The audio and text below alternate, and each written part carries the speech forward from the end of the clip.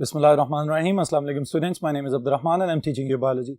Students, in this lecture we are going to discuss about the carrying capacity of an ecosystem और फिर साथ ही साथ जो ज़रूरतें हैं, जो ऐसे मसाइल हैं कि जिनको हल करने की ज़रूरत है, क्योंकि जब कभी भी पॉपुलेशन बढ़ना शुरू होगी तो उस पॉपुलेशन के बढ़ने के साथ बहुत सारे मसाइल भी सामने आते हैं और हर मसले का कोई ना कोई हल भी होना चाहिए। तो सोल्यूशंस की बात करेंगे एंड पे। स्टार्ट में हम बात करेंगे यहाँ पे कि अगर इंसानी आबादी बहुत स्पीड के साथ बढ़ती जा रही है तो किन किन मसाइल का सामना हमें करना पड़ सकता है। Specially we will focus on the topics जो आपके सिलेबस में शामिल किए गए हैं। The first thing is an important short question for you and it is carrying capacity. It can be represented by K. Alright, अब इस लफ्ज पे स्टूडेंट्स अगर आप गौर करें तो हम इसको क्या कह रहे हैं, कैरिंग कैपेसिटी। इसका मतलब ये है कि अगर हम पूरे एनवायरनमेंट को एक बड़ा कंटेनर समझें और उस कंटेनर के अंदर जो छोटे छोटे इंडिविजुअल्स हम सब सर्वाइव कर रहे हैं, इनकी जरूरतों को देखा जाए तो हमें पता चलता है कि the ultimate reservoir of all the resources is environment. अगर अल्टीमेट जो रिजर्वायर है वो एनवायरनमेंट है तो आप ये सोचें कि जब इसी जमीन के ऊपर कुछ हजार इंसान रहते थे उस वक्त रिसोर्सेज रिलेटिवली बहुत ज्यादा थे, फिर लाखों में हुए इंसान, फिर भी रिसोर्सेज काफी थे, फिर करोड़ों में और अरबों में चले गए। ऑलराइट, लेकिन अब जाके जब हम देखते हैं तो हमें पता चलता है कि कुछ जमीन के खित्ते इस तरह के हैं कि जो ऑलमोस्ट रिसोर्सेज और पॉपुलेशन के हिसाब से सैचुरेट हुए पड़े हैं। इसका मतलब क्या है कि इंसानी आबादी उस वॉल्यूमेट्रिक एक्सपेंशन के लिहाज से बहुत तेजी से प्रेशर एक्सर्ट कर रही है, जिसकी वजह से रिसोर्सेज की पैदावार उतनी नहीं है लेकिन इंसानों की पैदावार बहुत ज्यादा हो चुकी हुई है। तो इन चीजों को मैनेज कैसे किया जाए, बैलेंस कैसे किया जाए, ये भी हमारा बहुत ही एक अहम नुक्ता है जिसमें हमें सोचना चाहिए। ऑलराइट स्टूडेंट्स, आप लोगों ने जो चीज याद रखनी है इसको डिस्कस करते हैं। The first thing is definition of the carrying capacity. It is maximum stable population size that a particular environment can support over a relatively long period of time. अब स्टूडेंट्स, मैं फिर आपको ये याद दिला रहा हूं यहाँ पे कि असल में फोकस हमने किस चीज पे करना है, ऑन द एनवायरनमेंट, क्योंकि हमारे पास जितनी भी चीजें अवेलेबल हैं, वो न्यूट्रिएंट्स हैं, वो गैसेस हैं, वो सॉइल है, वो फॉसिल फ्यूल्स हैं, या हर तरह का कोई भी और जरिया डायरेक्टली और इनडायरेक्टली हमें एनवायरनमेंट से ही मिल रहा है। Even though the biological food sources जो अगर हम अपने तौर पे कंज्यूमर्स बने हुए हैं तो प्रोड्यूसर्स जो हैं वो भी तो सॉइल के ऊपर या एनवायरनमेंट के ऊपर डिपेंडेंट है। इसका मतलब ये है कि हमें इन सब चीजों को इक्वली या एक बड़े ही मुहतात अंदाजे के मुताबिक इस्तेमाल करना चाहिए और इंसानी आबादी जो एक पॉपुलेशन एक्सप्लोजन की सूरत इख्तियार कर चुकी हुई है, इसको भी कंट्रोल करने की जरूरत है कि चंद लाखों से अचानक से किसी एरिया की आबादी करोड़ों में चली जाए और चंद करोड़ से अगर किसी एरिया की या किसी कॉन्टिनेंट की आबादी अरब में चली जाती है तो इसका मतलब यह है कि अब इंसानी आबादी को कंट्रोल करने की बहुत ही जबरदस्त किस्म की जरूरत है। Alright students, so carrying capacity is a property of environment and it varies over space and time with the abundance of limiting resources। कि जितनी मर्जी आहिस्ता आहिस्ता से सप्लाई देता रहे एनवायरनमेंट, अल्टीमेटली क्या कह रहे हैं हम उसको कि लिमिटिंग रिसोर्सेज हो सकते हैं। यानी अगर पॉपुलेशन प्रेशर बढ़ता चला जाएगा, पॉपुलेशन बड़ी स्पीड के साथ इंक्रीज करती चली जाएगी, तो वही रिसोर्सेज जो किसी जमाने में बहुत ज्यादा लगते थे, वक्त गुजरने के साथ साथ वही रिसोर्सेज कम लगना शुरू हो जाएंगे। इसकी मिसाल स्टूडेंट्स अगर हम इन टर्म्स ऑफ इनकम ले लें तो हमें पता चलता है कि हमारे ओवरऑल मुल्क की जीडीपी या किसी एक घर के अंदर जो इनकम है, फर्ज कर लेते हैं कि अगर किसी घर के मेन ओनर की या अर्निंग हैंड की इनकम 50,000 थी आज से 20 साल पहले, तो उस वक्त वो 50,000 के साथ एक अमीर और शाहाना इंसान कंसीडर किया जा सकता था। लेकिन मौजूदा दौर में अगर हम इन्फ्लेशन को देखते हैं, अगर हम बच्चों की फीस वगैरह पे करने के हिसाब से देखते हैं, अगर हम अपने एक्सपेंसेस वगैरह को देखते हैं, तो हमें लगता है कि 50,000 कोई खास बड़ी रकम शायद नहीं रही। इसकी मेन वजह क्या है? यही कि तब रिसोर्सेज बहुत ज्यादा थे तो सस्ते मिल जाते थे, लेकिन अब आबादी बहुत ज्यादा हो गई है तो resources Aahista Aahista limiting resources बनते जा रहे हैं और साथ ही साथ उनकी चूंकि सप्लाई के हिसाब से हमने देखना है, जो डिमांड है उसके हिसाब से सप्लाई देखनी है, तो हमें पता चलेगा कि अब वही रिसोर्सेज महंगे होते चले जा रहे हैं। इसकी बेहतरीन मिसाल आपके पेट्रोल प्राइसेस हो सकती हैं। Alright students, then we have to study the problems related to rapid growth in human populations. जो इंसानी आबादी में एक जबरदस्त किस्म का इजाफा हमें नजर आ रहा है। पिछली चंद दहाइयों में जब हम गौर करते हैं तो हमें पता चलता है कि हर 10 साल के बाद जो ह्यूमन पॉपुलेशन है वो डबल होती चली जा रही है। तो ये जो डबल होने वाला केस है या ये जो डबल होने वाला फैक्टर है ये बहुत ही ज्यादा अलार्मिंग है, ना सिर्फ हमारे मुल्क के लिए बल्कि all over the world. As the world population continues to grow geometrically, great pressure is placed on land, water, energy and biological resources to provide supply of food and integrity of the ecosystem. इसके लिए students हम अपने छोटे से मोहल्ले को सोचें, हम एक शहर की मिसाल लें या किसी बड़े मुल्क की मिसाल लें, हमें पता चलेगा कि आबादी बढ़ने के साथ साथ हर मुल्क की एक स्ट्रेटेजिक प्लानिंग होती है और उस प्लानिंग को इंसानी आबादी के एतबार से फर्दर चेंज किया जाता है कुछ वक्त गुजरने के बाद। ऑलराइट, अब खुशकिस्मती से हमारे पास बहुत सारे ऐसे इंटरनेशनल इदारे मौजूद हैं कि जो हर वक्त थर्ड वर्ल्ड कंट्रीज की कैलकुलेशंस करते रहते हैं और उनको पता चल जाता है कि कहाँ पे गुर्बत कितनी ज़्यादा है, कहाँ पे सप्लाईज कितनी ज़्यादा हैं, तो वो फिर कोशिश करते हैं कि ट्रेडिंग वगैरह के ज़रिए इन सबको किसी ना किसी जगह पे इक्विलिब्रियम मेंटेन करने के लिए इस्तेमाल किया जाए। अब यहाँ पे स्टूडेंट्स हम एग्जांपल ले रहे हैं यूनाइटेड नेशंस की और वर्ल्ड बैंक की। Alright, according to their surveys 1 to 2 billion humans are malnourished। हम खुराक की बात कर रहे हैं, इसका मतलब ये है कि आपको जिंदा रहने के लिए दो तो सबसे बड़े फैक्टर्स चाहिए, खाना और पानी। ऑलराइट, अब ये जो खाना है अगर इसी की जरूरियात पूरी नहीं हो रही तो हम कहेंगे कि ये मेल नरिशमेंट हो गई है।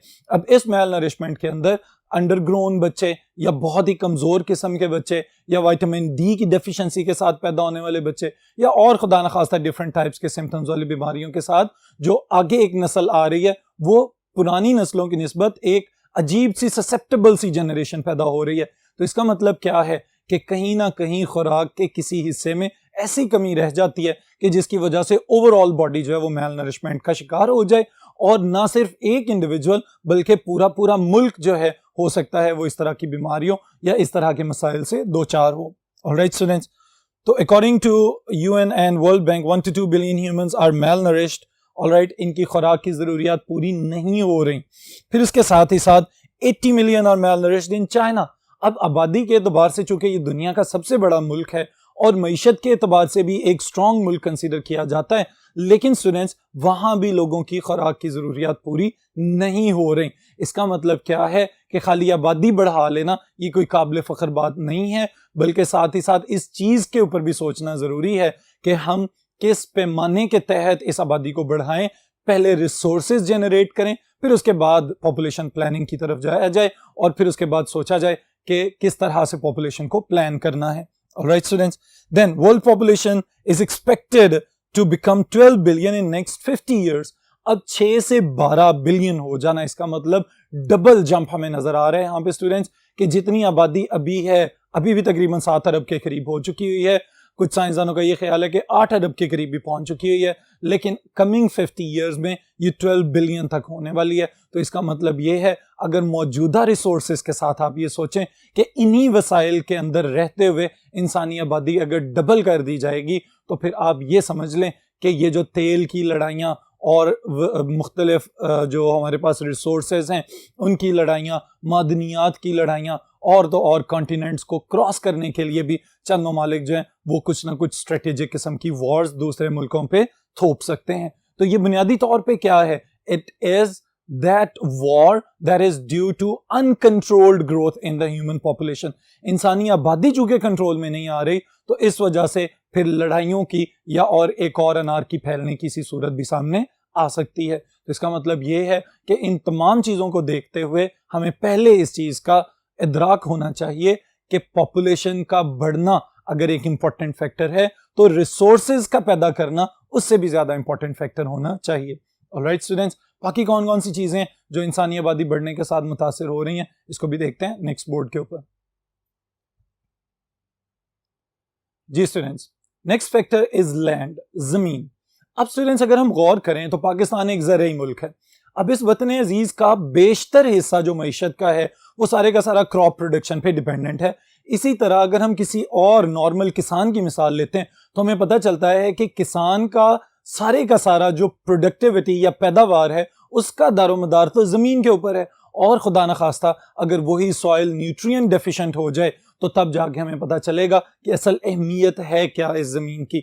ऑलराइट, ये जो हमें आजकल जमीन का एक और एब्यूज नजर आ रहा है कि अच्छी खासी ज़रई जमीनों को कन्वर्ट किया जा रहा है into colonies and societies and housing societies और उसको कमर्शियल किया जा रहा है, ये चीज़ भी बुनियादी तौर पे एक अलार्मिंग फैक्टर है जिसको हमें ज़रूर कंट्रोल करना चाहिए।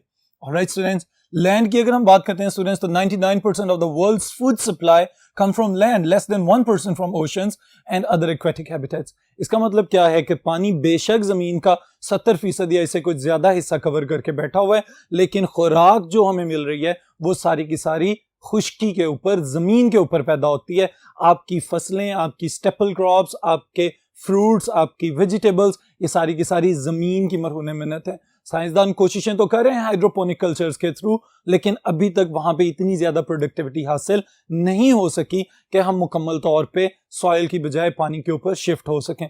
इसका मतलब यह है कि जमीन की कंजर्वेशन, लैंड की कंजर्वेशन भी बहुत ही इंपॉर्टेंट फैक्टर है अगर हम अपने फ्लो ऑफ फूड को कंटिन्यूअस और यूनिफॉर्म रखना चाहते हैं, अपने लिए भी और अपनी आने वाली जनरेशंस के लिए भी। फिर उसके बाद स्टूडेंट्स आगे एक अलार्मिंग बात हमें नजर आती है, और वो क्या है? Fertile crop land nearly 1/3 or 1.5 billion hectares has been abandoned during last 40 years because erosion has made it unproductive। अब इसका मतलब क्या है कि मिट्टी के कटाव की वजह से 1/3 हिस्सा जमीन का जो किसी जमाने में ज़राअत के लिए इस्तेमाल किया जाता था, अब वो इस्तेमाल के काबिल नहीं रहा। वहां पे पानी की वजह से भी इरोजन हो सकती है, हवा की और आंधियों की वजह से भी इरोजन हो सकती है, और तो और ह्यूमन एक्टिविटीज में, जैसे कि भी मैंने बताया कि एग्रीकल्चरल लैंड्स को कन्वर्ट कर दिया गया into living colonies and housing societies, इस वजह से भी वो आहिस्ता आहिस्ता ज़रई रकबा जो है वो सुकड़ता चला जा रहा है। तो हमने अभी ये सोचना है कि हम अपनी आने वाली जनरेशन्स के लिए क्या छोड़ के जा रहे हैं। ये ज़मीन या ये रिसोर्सेज जो भी आपके पास मौजूद हैं, ये आपके पास आने वाली नस्लों की अमानतें हैं। जितना अच्छे और एहसन अंदाज में आप इनको इस्तेमाल करेंगे, आने वाली नस्लों के लिए भी ये बचे रहेंगे। लेकिन अगर आप इनको बुरे तरीके से इस्तेमाल करेंगे तो आने वाली नस्लें शायद आपको अच्छे अल्फाज में याद ना करें। ऑलराइट स्टूडेंट्स, देन एक बहुत इंपॉर्टेंट स्टेटमेंट है एमसीक्यूज के लिए। It takes 500 years to form 25 mm of soil favourable for agriculture. 500 साल लगते हैं 25 मिलीमीटर की एक तह बनाने में, जिसको एग्रीकल्चर के लिए इस्तेमाल किया जा सके, और ख़राब करने के लिए शायद कोई एक नॉर्मल सी ह्यूमन एक्टिविटी चंद दिनों पे मुहित ही काफ़ी हो। Alright students, then we have the next factor and it is water. Water is critical for all crops for growth and transpiration. पौधे अपनी ज़रूरियात के लिए भी पानी को इस्तेमाल करते हैं, और साथ ही साथ ट्रांसपायरेशनल पुल जो है वो मेन फोर्स है जड़ों से पत्तों तक पानी को लेके जाने के लिए। तो इसका मतलब है वहां पे भी पानी एक बहुत ही इंपॉर्टेंट किरदार अदा कर रहा है। A hectare of corn transpire more than 5 million liters of water in one growing season। एक ग्रोइंग सीजन में अगर ये 5 मिलियन लीटर पानी उड़ा रहा है बुखारात की शक्ल में, तो उसको अपनी ग्रोथ के लिए भी तो कुछ चाहिए। उसके लिए आप नेक्स्ट सेंटेंस पे गौर करेंगे। This means that 8 million litres of water must reach the crop. इसका मतलब है कि 8 मिलियन लीटर जो है वो उस सीजन में अवेलेबल पानी होना चाहिए, तब जाके आपकी मकई की काश्त अच्छी हो सकती है। ऑलराइट स्टूडेंट्स, देन अगर इसी पानी को पोल्यूट कर दिया जाए, उसके लिए मैं आपको एक परसेंटेज याद करवाता चलूं स्टूडेंट्स, कि अगर हम ये कहते हैं कि 100% जो पानी है उसमें से 97% जो है वो तो पहले ही समंदरों में है, वो तो हमारे लिए इस्तेमाल के काबिल नहीं रहा। फिर जो बाकी 2% है वो सारे का सारा लॉक्ड वाटर है, जो सॉलिड फॉर्म में ग्लेशियर्स की फॉर्म में मौजूद है, या आइस कैप्स की सूरत में पहाड़ों की चोटियों पे मौजूद है। फिर जो 1% पीछे बच रहा है उसको हम इस्तेमाल करें, और अगर उस 1% पानी को भी हम आलूदा कर देते हैं अपनी ओवरड्यू या गलत किस्म की एग्रीकल्चरल प्रैक्टिसेस की वजह से, बहुत ज़्यादा फर्टिलाइजर्स या इंसेक्टिसाइड्स, पेस्टिसाइड्स स्प्रे करने की वजह से अगर वो पानी में शामिल हो जाएं, इसी तरह से वो पोल्यूटेंट्स जो आपके किचन से निकल के पानी के अंदर शामिल हो रहे हैं, या फिर इंडस्ट्रियल एफ्लुएंट्स जो फैक्ट्रीज और इंडस्ट्रीज में से निकल रहे हैं, और ख़ास तौर पे एक बहुत बड़ा मसला जो हमें देखने में आता है, और वो ये कि बहुत सारी जगहों पे जो सीवेजेस वगैरह हैं, यानी घरों से निकलने वाला और फैक्ट्री से निकलने वाला पानी, वो अल्टीमेटली किसी फ्रेश वाटर रिजर्वायर के अंदर डाल दिया जाता है कि वो पानी दरियाओं में ही जाके शामिल हो रहा है। तो इसका मतलब ये है कि हम खुद अपने पीने वाले पानी या डेली लाइफ में इस्तेमाल करने वाले पानी को खुद से पोल्यूट करते चले जा रहे हैं, और इसकी वजह से बहुत सारी बीमारियां हो सकती हैं। Diseases due to polluted water, 90% of the diseases in developing countries result from lack of clean water। ना सिर्फ पीने वाला बल्कि रोजमर्रा एक्टिविटीज में इस्तेमाल होने वाला पानी जो है इसका भी साफ होना बहुत जरूरी है, नहीं तो बीमारियां फैलती चली जाएंगी। Worldwide, 4 billion cases of diseases contracted from water and 6 million deaths are caused. Students, ये बहुत बड़ा फिगर है. इवन के इतनी बड़ी पैंडेमिक जो हमें अभी कुछ दिनों पहले यहाँ पे ऑब्जर्व करनी पड़ रही थी, लाइक कोरोना, तो उसमें भी शायद इतने डिजास्टर्स किस्म के रिजल्ट्स नहीं थे. लेकिन अगर हम पोल्यूटेड वाटर को इसी तरह से बहने दे रहे हैं और उसी पानी को पी रहे हैं, तो उसकी वजह से बेशुमार लोग बीमार होते हैं और साथ ही साथ अमवात भी वाक़ हो सकती हैं. Then we have malnourishment and diseases are more in rural areas. अब इसको भी अंडरस्टैंड कर ले कि हम डिस्ट्रीब्यूट कर देते हैं अर्बन और रूरल एरियाज को. अर्बन एरियाज वो हैं जहाँ पे इंसानी आबादी का फ्लो ज़्यादा है, जिसे हम नॉर्मली शहरी आबादी कह देते हैं, और रूरल एरियाज वो हैं जो शहरों के मज़ाफ़ात में हैं, देही इलाके या थोड़े से कम डेवलप्ड एरियाज. चूँकि कम डेवलप्ड हैं, लेकिन वहाँ तक अवेयरनेस ज़रूर पहुँचनी चाहिए. अगर अवेयरनेस नहीं पहुँचेगी तो फिर मेलनरिशमेंट का असर भी ज़्यादा होगा और बीमारियों के असरात भी ज़्यादा हो सकते हैं. Right students, then we have a next factor as fossil fuel energy, और वहाँ पे फॉसिल एनर्जी को किस तरह से यूटिलाइज किया जा रहा है या वो किस तरह से मुतासिर हो रहा है इंसानी आबादी के बढ़ने के साथ, इसको देखते हैं नेक्स्ट बोर्ड पे. जी स्टूडेंट्स, अब अगर हम देख रहे हैं यहाँ पे एक इंपॉर्टेंट एमसीक्यूज नजर आता है आपको. Number of people in urban areas is doubling every 10 to 20 years. इसका मतलब क्या है कि लोग आहिस्ता आहिस्ता देही इलाकों को छोड़ के शहरों की जानिब आ रहे हैं. तो हमें ये भी पता चलेगा कि शहरों के अंदर आबादी किस तनासब से बढ़ती चली जा रही है. हम किसी भी बड़े मेट्रोपॉलिटन सिटी की मिसाल ले लें, इस्लामाबाद, लाहौर, कराची, पेशावर, तो हमें पता चलता है कि कुछ साल पीछे चले जाएं तो लोग बड़े बड़े घरों में और कुशादा किस्म के सहनों वाली बिल्डिंग्स बना के रहना पसंद करते थे. लेकिन अब जो आबादी बढ़ती चली जा रही है तो आपको एक एक कमरे और दो दो कमरे के फ्लैट्स वाले बड़े प्लाजा बिल्डिंग्स भी नजर आते हैं. इसका मतलब क्या है कि आबादी बढ़ने की वजह से स्मार्ट लिविंग कंपार्टमेंट्स की जानिब जाना शुरू हो गए हैं लोग. तो अल्टीमेटली अगर इसी स्पीड से आबादी बढ़ती रही तो फिर और मुश्किलात का सामना भी करना पड़ सकता है. Alright students, then we have fossil energy. The developing countries have been relying heavily on fossil energy for fertilizers and irrigation. और इस चीज़ की मिसाल हमारे पास है ना सिर्फ ट्रांसपोर्टेशन के लिए बल्कि ज़राअत में भी. अगर हमने अपनी मोटरें या ट्यूबवेल्स चलाने होते हैं तो हमें पता है कि वहाँ पे भी पेट्रोल वगैरह या डीजल वगैरह इस्तेमाल करना ज़रूरी चीज़ है.